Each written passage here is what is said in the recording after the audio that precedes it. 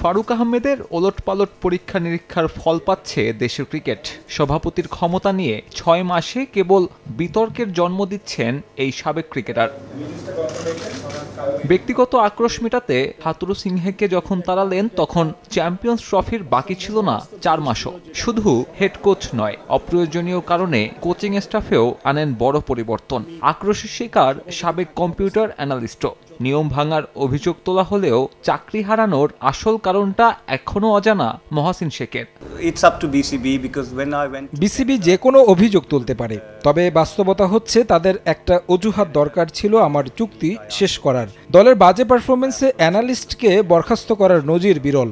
আর এটা যদি কারণ হতো তাহলে আমার টার্মিনেশন লেটারে তা উল্লেখ করেনি কেন? কোচিং স্টাফে নিজের ক্ষোভ মিটিয়ে এরপর বিপিএল কনসার্টের নামে অপ্রয়োজনীয় আর ব্যয়বহুল ইভেন্ট আয়োজন করেন ফারুক আহমেদ, যেখানে পাকিস্তানি শিল্পী ৩.৫ কোটি টাকা পারিশ্রমিক পেলেও টিকিট থেকে আয় হয়নি ১.৫ কোটিও। এরপর স্মরণকালের সবচেয়ে বিতর্কিত বিপিএল আয়োজনের কৃতিত্বটাও নতুন সভাপতির। বিপিএল গভর্নিং কাউন্সিলের সব দায়িত্ব নিজের কাছে রেখে দল দিয়েছেন বিতর্কিত সব মানুষদের। তাতে দেশের ক্রিকেটের ভাবমূর্তি তো নষ্ট হয়েছেই, ক্ষতি হয়েছে চ্যাম্পিয়ন্স ট্রফির প্রস্তুতিরও। বিপিএলটা যদি আমার আরো ১৫ দিন আগে যদি শেষ হতো, ইচ্ছা করলেই শেষ করা যেত, তাহলে হয়তো আমরা আরো প্রিপারেশন নেওয়ার মতো একটা সুযোগ থাকতো। তো সবকিছু আসলে আরেকটু পরিকল্পনা করে যা হবার তো হয়ে গেছে, পরিকল্পনা দিন আরো বেটার করতে পারি।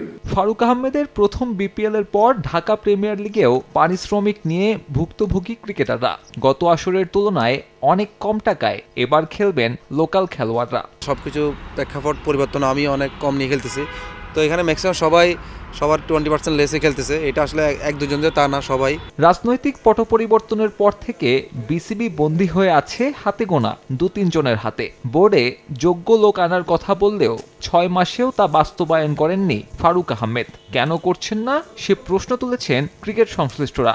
এতই কি সংকট হয়ে গেল যে ৪-৫ জন দিয়ে ক্রিকেট বোর্ড চলতে হবে? ক্রিকেট বোর্ড একটা থাকবে, ক্রিকেট বোর্ডের স্ট্রাকচার আছে, কনস্টিটিউশন আছে, এই অনুযায়ী